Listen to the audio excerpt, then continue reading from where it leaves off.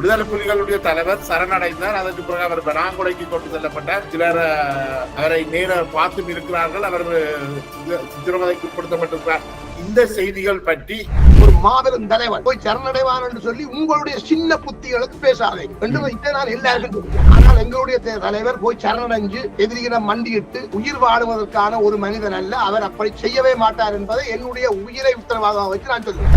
விடுதலை புலிகள் இயக்கத்தை 33 குண்டுகளாக இயக்கிக் கொண்டிருக்கிறார்கள். யார் காரணம்? 33 பிளவுகளுக்கு பின்னாலேயும் விடுதலை புலிகள் விட்டுட்டு சென்ற $300 பில்லியன் பெறுமதியான சொத்துக்களுக்காக குடும்பத்தையே ஒட்டுமொத்தமாக ஒரு அளித்த ஒரு தலைவருக்கு ஒரு நினைவு கூட்டம் வைக்கிறது கூட ஒரு பெரிய அரசியல் சிக்கலாக இருக்குது. விடுதலை புலிகள் இயக்கத்தில் இருந்தவர்களாக இருந்திருந்தால் இவர்கள் எப்படி ஒரு தலைவருக்கு 3 திகதிகளில் வீரவணக்கம் செலுத்துறதுக்கு முற்பட முடியும்? நெஞ்சில் தொட்டு சொல்றேன், எனக்கு தெரிஞ்ச உண்மையை சொல்றேன். 18ஆம் தேதி காலமே போராளிகள் நேரடியாக எனக்கு சொல்லிவிட்டார்கள், அண்ணன் இங்கே எல்லாம் முடிஞ்சது. நான் மற்றவே இந்த கதையை கேட்டுட்டேன்.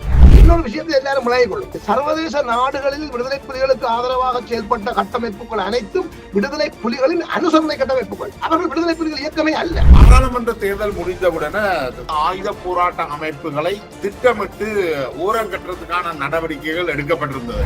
ஆயுத போராளிகளை மக்கள் முன்னாலே பொறுப்புணர்வற்றவர்களாக, வெகுளிகளாக, துரோகிகளாக, ஒட்டுக்குழுக்களாக நிலைநிறுத்துவதன் மூலம் தமிழர் அரசியலை மீண்டும் பலப்பட விடக்கூடாது என்பது இலங்கை படைகளுடைய தேவையாக இருக்கிறது.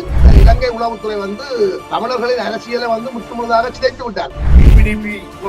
இந்த கூட்டமைப்பில் இணைந்தால் அவர்கள் வாக்கு வங்கியை கொண்டு வரையில் என்றால் அவர்களை இணைத்துக் கொள்ளுங்கள் என்று சொல்றீங்க. துரதிருஷ்டவசமாக நீங்கள் எதிர்பார்க்கின்ற ஆசனங்களை உள்ளூராட்சி தேர்தலை கைப்பற்றாவிட்டால் உங்களுடைய அரசியலுக்கு என்ன?